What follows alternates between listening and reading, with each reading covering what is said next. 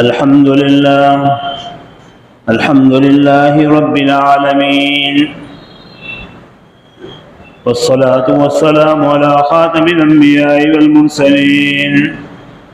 نبينا محمد وعلى آله وأصحابه أجمعين۔ اللہ تبارک و تعالیٰ نے اس کائنات کو پیدا فرمایا ہے اور اس کے لیے ایک وقت مقرر فرمایا ہے۔ وقت مقررہ تک یہ کائنات باقی رہے گی، اس کے بعد اس کو توڑ پھوڑ کر ختم کر دیا جائے گا۔ اسی کا نام قیامت ہے۔ لیکن قیامت ویسے ہی نہیں آ جائے گی، بلکہ بہت سارے ناسازگار حالات پیدا ہوں گے، بہت کچھ برداشت بھی کرنا پڑے گا اور بہت کچھ مصیبتیں جھیلنا بھی پڑے گی۔ انجام کے اعتبار سے مسلمان کامیاب ہوں گے جو اسلام پر باقی رہے ہوں گے۔ چنانچہ اسی قیامت کی نشانیوں کے سلسلے میں آپ سن رہے ہیں کئی جمعہ سے بہت سی نشانیاں جو آپ کے سامنے آئی اور جو اس وقت ہمارے اندر سے گزر بھی رہی ہیں، لوگوں کے اندر وہ باتیں نظر بھی آتی ہیں، لیکن اس کے باوجود آج مسلمان بہت غفلت کے اندر پڑا ہوا ہے اور ان حالات سے نمٹنے کے لیے اور ان برائیوں سے بچنے کے لیے کسی کی کوئی تیاری نظر نہیں آتی۔ آج جو ہے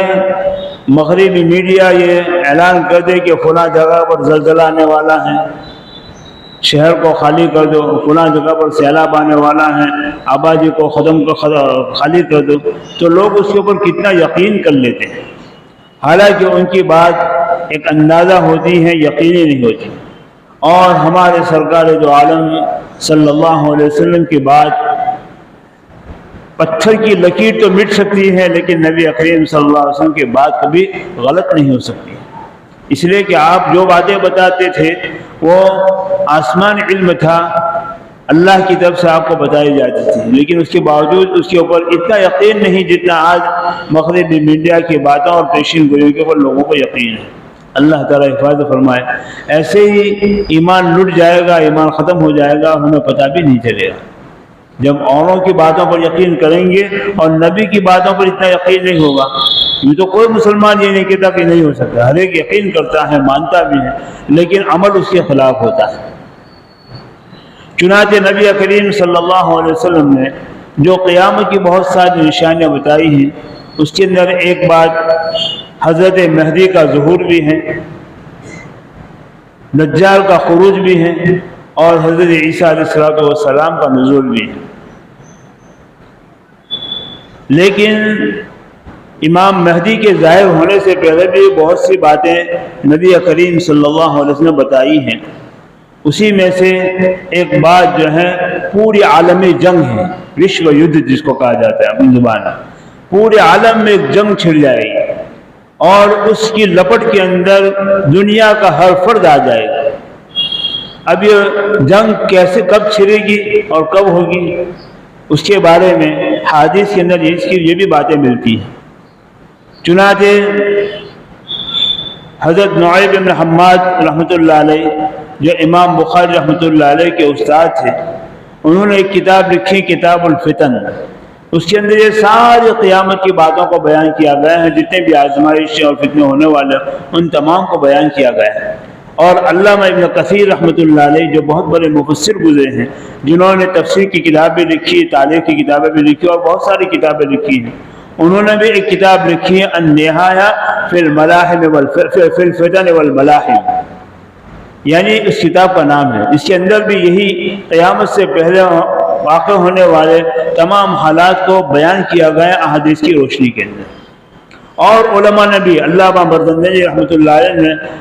بھی کتاب لکھی الاشاعہ لاشراط الساعہ، اس کے اندر بھی بہت ساری باتیں انہوں نے لکھی ہیں قیامت کے متعلق۔ تو بہرحال علماء نے اس کو بیان کرنے میں کمی نہیں رکھی، اس لیے کہ ہمارے نبی صلی اللہ علیہ وسلم نے اپنی امت کو بہت خبردار کیا ہے، آگاہ کیا ہے اور اس کے بارے میں پوری چیتاوی دی ہے اور جو خبردار کر کے امت کو چوکنا رہنے کا حکم دیا ہے۔ چنانچہ حضرت ابو ذر غفاری رضی اللہ تعالیٰ، امام مہدی کے آمد کے بارے میں میرا بیان چل رہا ہے، لیکن امام مہدی سے پہلے جو کچھ حالات پیدا ہونے والے ہیں، اور اسی میں یہ پوری عالمی جنگ ہے، پورا وشو یدھ اسی کے اندر شامل ہے، اس کے بارے میں کچھ باتیں بتانا ہے تاکہ امام مہدی کی شخصیت کی اہمیت اور اس وقت جو حالات پیدا ہونے والے ہیں اس کے بارے میں ہمیں معلومات ہو جائے، اور اس کے لیے ہماری تیاری ہو۔ تیاری کرنے والے اللہ کے نیک بندے کر بھی چکے ہیں، کر بھی رہے ہیں، لیکن ان کی تعداد بہت کم ہے، غافل رہنے والوں کی تعداد بہت زیادہ ہے۔ بہرحال حضرت ابو ذر غفاری رضی اللہ تعالیٰ عنہ کی روایت ہے، نبی کریم صلی اللہ علیہ وسلم سے وہ روایت کرتے ہیں، جس کا خلاصہ میں بیان کر رہا ہوں کہ ایک شہر میں ایک پھدی ناک والا، یعنی بوچی ناک والا، پھدی ناک والا جو ہے ایک شخص ہوگا جو اپنی حکومت قائم کرے گا، اس کے ہاتھ میں حکومت آئے گی، پھر اس کے ہاتھ میں حکومت چھین بھی جائے گی، پھر وہ شخص جو ہے بھاگتا ہوا روم جائے گا۔ روم سے مراد یہاں پر جو ہے عیسائیوں کی حکومت ہے، اور اس وقت دنیا میں عیسائیوں کی حکومت میں سب سے مضبوط حکومت امریکہ کہا جاتا ہے، تو وہاں پر وہ بھاگے گا، اور بھاگ کر جو ہے عیسائیوں کو مسلمانوں کے خلاف ابھارے گا، اور ابھار کر لائے گا، اور عیسائی رومی جو ہے مسلمانوں کے اوپر چڑھائی کریں گے، اور یہ جو ہے خون ریز اور بہت خونی لڑائی ہوگی، یہ روایت ہے۔ اب اس سے مراد کیا ہو سکتا ہے؟ موجودہ وقت کے محقق علماء نے بیان کیا ہے کہ پھدی ناک والے سے مراد، اچھا ایک دوسری روایت اسی طریقے سے وہ بھی سن لے، پھر میں اس کی تشریح کروں۔ چنانچہ دوسری روایت حضرت عبداللہ ابن عمرو بن العاص رضی اللہ تعالیٰ کی ہے، وہ نبی کریم صلی اللہ علیہ وسلم سے بیان فرماتے ہیں کہ جب تم سنو کہ جابروں کی حکومت قائم ہو گئی، اور وہ ایک حکومت ہونے پر جو انہوں نے قابو پا لیا، پھر ان کو حکومت چھن گئی، اور چھننے کے بعد ان جابروں کا سربراہ دوڑتا ہوا روم جائے گا، یعنی عیسائیوں کے پاس، اور ان کو عالم اسلام کے خلاف چڑھائی کرنے کے لیے لے کر آئے گا۔ یہ کتاب الفتن کی روایتیں ہیں۔ اب اس سے مراد کیا ہے کہ یہی واقعہ جو ہے پوری دنیا کے اندر جنگ اور لڑائی کے چھڑنے کا واقعہ بنے گا۔ چنانچہ آپ دیکھیں کہ سن 90 کے اندر اور 91 کے اندر کویت کی حکومت کے اوپر عراق نے قبضہ کر لیا، اور کویت کی حکومت چھن گئی۔ حدیث پاک میں کیا کہا؟ پھدی ناک والا، چنانچہ اس وقت وہاں کا جو شاہ تھا اس کی ناک بھی یہی تھی، اور جابروں کی حکومت کہی گئی، یہی جو جابری خاندان کہا جاتا ہے، جو بنو امیہ کا خاندان ہے، اس کا نام بھی کیا تھا؟ وہی تھا نا کہ الملک الصبا احمد الجابر، یہ کویت کے سربراہ کا نام تھا۔ دیکھو ہو بہو جو الفاظ نبی کریم صلی اللہ علیہ وسلم نے بیان کیے ہیں، وہی الفاظ روایت کرنے والے روایت کر کے وہی بات یہاں پر پیش آتی ہے۔ آپ نے فرمایا کہ جب یہ بات تم سنو تو یہی خونی معرکہ ہوگا، یعنی گویا کہ خون بہہ جائیں گے، اور یہیں سے جو ہے پورے عالمی جنگ چھڑ جائے گی۔ چنانچہ اس وقت سے جو ہے لے کر دیکھو کہ آج جو ہے وہ جنگ 1991 سے چھڑی ہے، اور اس کے اندر کویت کا بادشاہ جو ہے امریکہ گیا، اور اس نے امریکہ کی فوج کو دعوت دی، اور امریکہ نے فوراً کویت کی حمایت کے بہانے سے خلیج کے علاقوں میں، اور بالخصوص سعودی عربیہ اور کویت، عراق وغیرہ کے اوپر اپنی فوج کو اتار دیا اور قبضہ کر لیا۔ اور اس وقت کا جو امریکہ کا صدر تھا بش، اس نے جو ہے نیو ورلڈ اس کا جو اعلان کیا، اور گویا اس کا مطلب کیا ہے؟ اغلب الصلیب، یعنی اب صلیب غالب آ گئے۔ معلوم ہوا کہ یہ لڑائی کوئی سیاسی لڑائی نہیں تھی، بلکہ یہ مذہبی لڑائی تھی، اور پورے دنیا کے کفار عالم اسلام کو تہس نہس کرنے اور اسی طرح ختم کرنے کے لیے ایک ہو گئے۔ اسی کو دوسری حدیث میں کہا گیا کہ وہ جو چھڑے گی تو اس وقت مسلمان چمڑا جس طریقے سے پریس کیا جاتا ہے، اس طریقے سے مسلمانوں کو پریس کیا جائے گا۔ چنانچہ تمام مسلم حکومتیں اپنوں کو ساتھ دینے کے بجائے دشمن کو ساتھ دینے کے لیے تیار ہو گئے اور اپنا سارا اثاثہ جو ہے دشمن کی گود میں ڈال دیا۔ دیکھیں کتنی سچی بات نبی کریم صلی اللہ علیہ وسلم کی ہے۔ اب یہیں سے یہ جنگ شروع ہو جائے گی، اور اس جنگ کا انجام کیا ہوگا؟ خون ہی خون ہوگا۔ چنانچہ جو ہے اس لڑائی کے اندر، اور اسی کے بعد خراسان یعنی افغان کی لڑائی بھی ہوئی، اس کے اندر لاکھوں کی تعداد کو بموں کے ذریعے سے مار دیا گیا اور کیمیکل کے ذریعے سے مار دیا گیا، اور لاکھوں کی تعداد کے اندر تقریباً 20 سے 30 لاکھ مسلمان جو ہے موت کے گھاٹ اتار دیے گئے۔ یہ آپ نے فرمایا نبی اکرم صلی اللہ علیہ وسلم نے کہ یہ خونی جو ہے جنگ کی لڑائی کی ابتدا ہوگی۔ اب یہ ابتدا یہ حال ہے تو آخر درمیان میں اور انتہا میں کیا حال ہوگا؟ اور اس کے لیے نبی کریم صلی اللہ علیہ وسلم کے بہت سی احادیث میں اشارے بھی ملتے ہیں۔ تفسیر کی کتابوں میں مفسرین نے اس کو بیان کیا ہے، احادیث کی روشنی بھی کے اندر اس کو بیان کیا ہے، اور جو واضح طور پر مسلمانوں کو خبردار کیا گیا ہے کہ اخلاقی اعتبار سے، معاملات کے اعتبار سے اور طاقت کے اعتبار سے مسلمانوں کو پوری تیاری ہونی چاہیے، ورنہ ایسا نہ ہو کہ جو تمہارے اوپر وہ عالم جنگ جو منڈلا جائے اور تمہارے سر پر آ جائے اور تمہاری کوئی تیاری نہ ہو، اور ایسی صورت کے اندر پھر کیا ہوگا؟ وہ جنگ کی اتنی خطرناک ہوگی کہ جو کمزور قسم کے مسلمان ہوں گے وہ اپنے ایمان کو چھوڑ دیں گے۔ اس سے دوستو اپنے ایمان کی فکر کی بہت ضرورت ہے، اور ایمان کی فکر ایمان کرنے سے نہیں، بلکہ ایمان فکر یہ ہے کہ اس کے لیے مستقل محنت لگے، اپنے عقائد کو درست کرے، اپنے عبادات کو درست کرے، اپنے اخلاق کو اعلیٰ قسم کے بنائے، یہ سلطہ ہے، اور اسی طریقے سے مادی طاقت کے اندر بھی ترقی کرے، آگے بڑھے۔ چنانچہ جو ہے یہ جنگ چھڑ گئی اور ابھی تک چل رہی ہے کسی نہ کسی شکل کے اندر۔ یوکرین کے اندر بھی ہوئی، یہ کوئی سیاسی جنگ نہیں ہے، اس کو لوگ سیاسی جنگ کے حوالے کر دیتے ہیں تاکہ مسلمان کی عقیدہ خراب ہو۔ در حقیقت یہ وہی لڑائی ہے جس کا نبی کریم صلی اللہ علیہ وسلم نے الملحمۃ الکبریٰ کے نام سے تذکرہ کیا ہے احادیث کی کتابوں کے اندر۔ اور ایسے وقت میں مسلمان کے لیے ضروری ہے کہ وہ اپنا عقیدوں کو، اپنا اخلاق کو، اپنا اعمال و کردار کو اور اپنی مادی طاقت کو بھی مضبوط کرے۔ لیکن آج مسلم امہ جو ہے اس سے بالکل غافل ہے اور اس کی طرف کوئی توجہ نہیں ہے، حالانکہ نبی کریم صلی اللہ علیہ وسلم کی اس نے واضح طور پر بیان کر دیا۔ پھر یہ جنگ آگے چلے گی اور چل رہی ہے ابھی کہیں نہ کہیں شکل کے اندر، چاہے فلسطین میں ہو چاہے اور علاقوں میں، کسی نہ کسی شکل کے اندر یہ جنگ چل رہی ہے۔ پھر اسی درمیان میں حضرت مہدی کا زمانہ بالکل قریب آ چکا ہے، یہ حالات بتا رہے ہیں۔ پھر اسی درمیان میں جو ہے خراسان کی جنگ چھڑی کسی بھی بہانے سے، اور وہاں پر بھی جو ہے افغان کی جنگ کے اندر بھی لاکھوں مسلمان شہید کر دیے گئے۔ لیکن اس جنگ کے بارے میں نبی کریم صلی اللہ علیہ وسلم کے اشارے یہ ملتے ہیں کہ وہاں پر مسلمان کامیاب ہوں گے اور روم یعنی عیسائیوں کے ساتھ صلح ہو جائے گی، لیکن صلح پھر بعد میں یہی عیسائی غداری کریں گے۔ معلوم ہوا کہ ابھی غداری کے حالات پیدا ہونے والے ہیں، اسے امت مسلمہ کو ان دشمنوں کے اوپر ذرا برابر بھروسہ نہیں کرنی چاہیے، بلکہ اپنے خدا پر نظر کرتے ہوئے اپنی ایمانی طاقت اور قوت کو بڑھانا چاہیے، اور اپنی مادی طاقت کو بھی، ظاہری طاقت کو بھی بڑھانا۔ اسی کے دونوں طاقتیں ہیں، کام دونوں کرے گی۔ پھر اسی درمیان میں امام مہدی کا دور بالکل قریب ہو جائے گا تو ایک سفیانی آدمی ظاہر ہوگا۔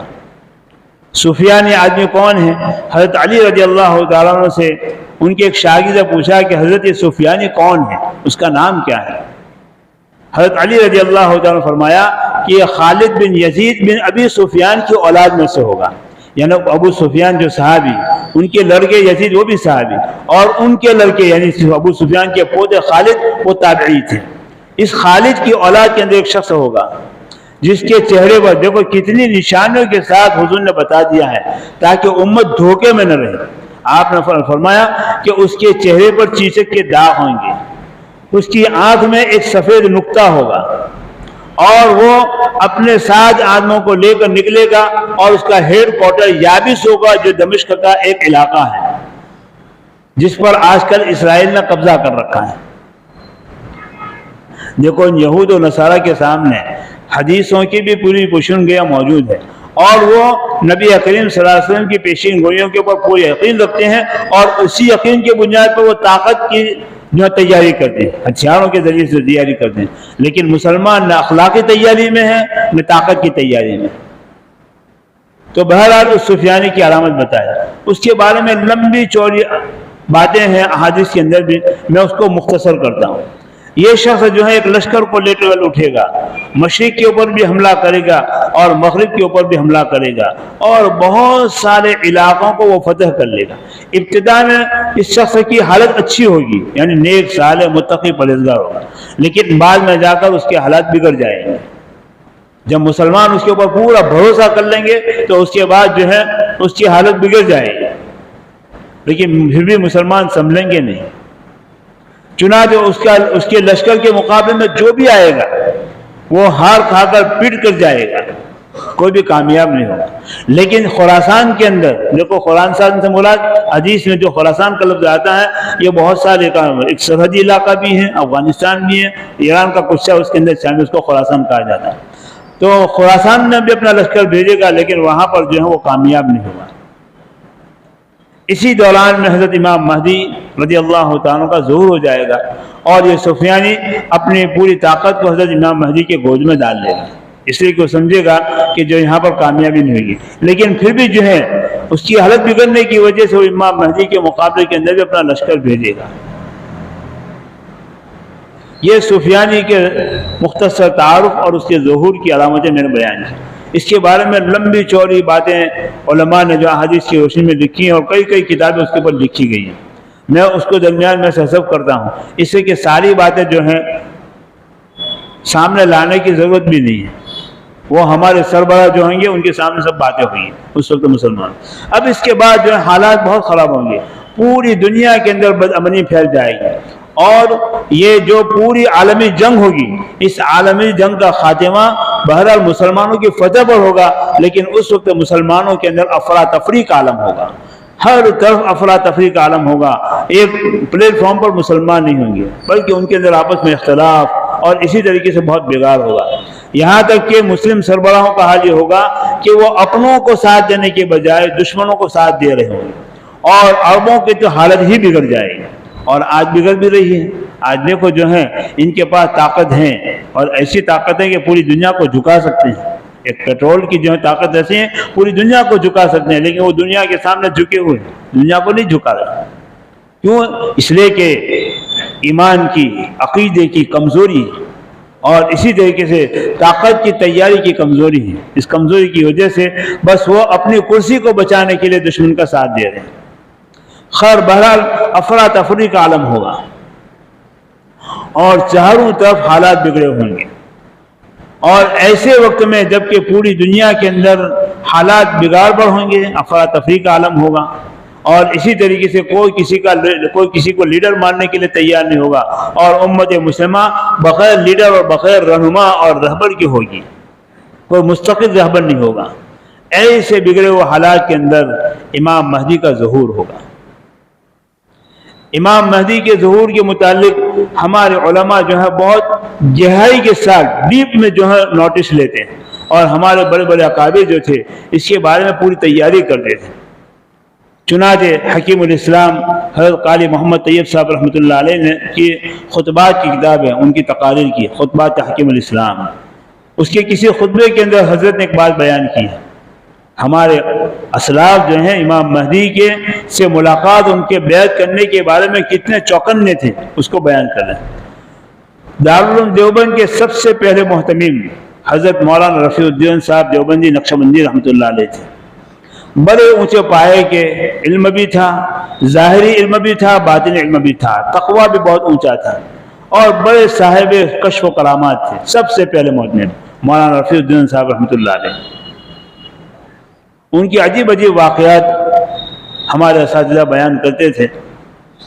چنانچہ آخری عمر میں انہوں نے ہجرت کر لی تھی مکہ مکرمہ، اور وہیں پر آج دفن بھی ہے، جنت المعلیٰ جو قبرستان ہے وہیں پر دفن بھی ہے۔ اور اسی بنیاد کے اوپر کہ ان کے سامنے ایک حدیث تھی کہ امام مہدی کا ظہور مکہ مکرمہ میں ہوگا، اور وہ کعبۃ اللہ کی دیوار سے ٹیک لگا کر مسلمانوں سے جہاد کے اوپر بیعت لے رہے ہوں گے، اور ان کے ساتھ شریک ہونے والوں کو اتنا ہی ثواب ملے گا جتنا کہ جنگ بدر کے اندر شریک ہونے والے صحابہ کو ثواب مل رہا ہے. یہ حدیث کے اندر ہے. اس سے اندازہ لگاؤ کہ وہ حالات کتنے نازک ہوں گے کہ صحابہ کے برابر کس کو ثواب مل سکتا ہے، لیکن اللہ تعالیٰ ان امام مہدی کے ساتھ شامل ہونے والوں کو وہی ثواب دیں. چنانچہ جو ہے حضرت مولانا رفیع الدین صاحب رحمۃ اللہ علیہ کے سامنے حدیث تھی اور وہ یہ چاہتے کہ امام مہدی کا ظہور ہو جائے میں ان کے ہاتھ پر بیعت کر لوں، لیکن ظاہر بات ہے کبھی بھی وہ وقت آیا نہیں تھا، اس سے کہ حضرت مولانا کے انتقال کو بھی تقریباً 150 سال ہو گئے اس وقت کی بات ہے. تو انہوں نے ایک عجیب ترکیب، حضرت قاری صاحب فرماتے کہ عجیب ترکیب ان کو سوجی امام مہدی سے کہ لشکر میں شامل ہونے کے لیے. انہوں نے کیا کیا کہ انہوں نے ایک قرآن شریف خریدا، ایک تلوار خریدی اور ایک خط لکھا. خط میں لکھ رہے ہیں، یہ فقیر رفیع الدین دیوبندی کی طرف سے خط ہیں امام مہدی کے نام، کہ رفیع الدین آپ جو ہے امام مہدی سے خطاب کریں کہ آپ کعبۃ اللہ کی دیوار سے جو ہے تیغ لگا کر مسلمانوں سے جہاد کے اوپر بیعت لے رہے ہیں. رفیع الدین بھی آپ کے ہاتھ پر بیعت کرتا ہے اور یہ آپ کی خدمت میں یہ جو ہے قرآن شریف ہدیہ ہے، اور یہ میری تلوار کسی مجاہد کو دے دیے تاکہ وہ میری طرف سے آپ کے ساتھ جہاد کرے اور مجھے بھی وہی ثواب مل جائے جو ان کو ملتا تھا، یعنی بدر میں شریک ہونے. کیا جو ہے ان لوگوں کے جذبات تھے. اور پھر کیا خط بھی دے رہے ہیں کس کو، یہ تینوں چیزیں امانت دے رہے ہیں اس آدمی کو جس کے ہاتھ میں بیت اللہ کی چابیاں تھیں. اب اس کو بھی سن لیجئے کہ اس کے ہاتھ میں کیوں دیے، یہ تو آپ کو معلوم ہوگا، میں پھر بھی دوہرا دیتا ہوں. جب مکہ فتح ہوا اور نبی کریم صلی اللہ علیہ وسلم جو ہے بیت اللہ میں داخل ہونا چاہتے تھے تو اس وقت جو ہے شیبی خاندان کا، مکہ کے اندر عربوں کا ایک خاندان شیبی خاندان تھا، شیبہ کی طرف اس کی نسبت ہے. شیبی خاندان کا ایک فرد عثمان بن طلحہ جو بعد میں مسلمان ہو گئے رضی اللہ تعالیٰ عنہ، ان کے ہاتھ میں چابی تھی. حضور اقدس صلی اللہ علیہ وسلم نے اس چابی کو ان کے ہاتھ سے لیا. اب وہ انکار تو کر نہیں سکتے، اس سے پہلے انکار کر چکے تھے، وہ واقعہ لمبا چوڑا ہے. تو اس کے ہاتھ سے چابی لی اور آپ نے بیت اللہ کو کھولا، اور بیت اللہ کو کھولنے کے بعد اس کے اندر سے تمام بتوں کو صاف کیا. پھر آپ نے اس کے اندر نماز ادا فرمائی اور پھر جو ہے آپ بیت اللہ کے دروازے پر کھڑے ہو گئے. اب جو ہے بہت سے خاندان کی سربراہ یہ چاہتے تھے کہ بیت اللہ کی چابی ہمارے ہاتھ میں رہے تاکہ یہ خدمت کا موقع ہمیں ملے، لیکن آپ صلی اللہ علیہ وسلم نے یہ چابی پھر عثمان بن طلحہ کو دی، حالانکہ وہ بھی مسلمان ہی ہوتے. اور آپ نے اس موقع پر یہ تلاوت فرمائی، ان اللہ یامرکم ان تؤدوا الامانات الی اہلھا، یعنی اللہ تعالیٰ تم کو حکم دیتا ہے کہ امانت اس امانت والے کے سپرد کر دو. تو چونکہ آپ نے عثمان بن طلحہ کے پاس سے وہ چابی لی تھی اور چابی دیتے ہوئے عثمان بن طلحہ سے کہا کہ عثمان یہ چابی تمہیں دیتا ہوں اور قیامت تک یہ چابی تمہارے خاندان کے پاس رہے گی. یہ شیبی خاندان ہے. چنانچہ بعد میں عثمان بن طلحہ مسلمان بھی ہو گئے اور آج تک اسی خاندان کے لوگوں کے پاس یہ چابی وراثت کے طور پر چلی آ رہی ہے. تو حضرت مولانا رفیع الدین صاحب رحمۃ اللہ علیہ ان کے پاس سامنے حدیث پہنچی ہوئی تھی، اس لیے انہوں نے شیبی خاندان کے اس آدمی کو جو چابی دی کہ ظاہر بات ہے کہ خاندان قیامت تک رہے گا، چاہے دوسرے خاندان اجڑ جائے تو اجڑ جائے، لیکن شیبی خاندان اجڑ نہیں سکتا، اس لیے کہ اللہ کے نبی نے یہ فرمایا ہے. چنانچہ جو انہوں نے اس کے حوالے کیا اور کہا کہ دیکھو اگر تمہارے زمانے میں مہدی ظاہر ہو جاوے تو یہ میری تینوں امانتیں ان کے حوالے کر دینا، قرآن شریف، تلوار اور یہ خط. اور اگر تمہاری موت آ جائے تو اپنے بعد والوں کو وصیت کر دینا اور ان کو بھی وصیت کرتے چلے جانا یہاں تک کہ میری یہ امانت امام مہدی کو پہنچ جائے. کہا جاتا ہے کہ اب تک وہ امانت ان چابی رکھنے والوں کے پاس موجود ہیں. اللہ تعالیٰ اپنے نیک بندوں کی تمناؤں کو کیسے بھی پورا کرتا. تو خیر بہرحال امام مہدی اتنی بڑی شخصیت ہیں اور ان کے ساتھ جو ہے اللہ تبارک و تعالیٰ نے جن لوگوں کو کیا ہے تو ان کو جو ہے بدر کے اندر شریک ہونے والے صحابہ کے برابر جہاد کا ثواب ملے گا. لہذا ایک تو کیا ہے کہ مہدی بھی کی جماعت میں شامل ہونے کے لیے اپنے اخلاق اور اپنے عقائد کو درست کرنا بہت ضروری ہے، اور اسی کے ساتھ ساتھ اپنی جان کو کھپا دینے کے لیے جذبات پیدا کرنے کی ضرورت ہوگی، اور امام مہدی کے ظہور کے بعد ان کی جماعت میں جو شامل ہوگا وہی مومن ہوگا، وہی جنتی ہوگا، باقی نہیں ہوں گے۔ تو بہرحال حضرت امام مہدی بڑی شخصیت ہے، تو یہ سفیانی کا دور ختم ہوگا، ختم ہونے کے قریب ہی ہوگا، اور اسی دوران میں امام مہدی کا ظہور، امام مہدی آ جائیں گے مجاہدین کی سب میں، لیکن ابھی ظاہر نہیں ہوں گے۔ اب اس کے بعد جو حالات پیش آنے والے ہیں کہ اس سے پہلے یہ سفیانی کے لشکر کا عالم کیا ہوگا، امام مہدی کس طریقے سے ظاہر ہوں گے، وہ خلافت کو قبول کرنے کے لیے تیار نہیں ہوں گے، دنیا کے مختلف ملکوں کے 7 علماء ان کی تلاش کے اندر مکہ پہنچے ہوں گے، وہ کہاں کہاں کے ہوں گے، اس کی تفصیل انشاءاللہ آئندہ جمعہ میں آپ کے سامنے آئے گی۔ اس وقت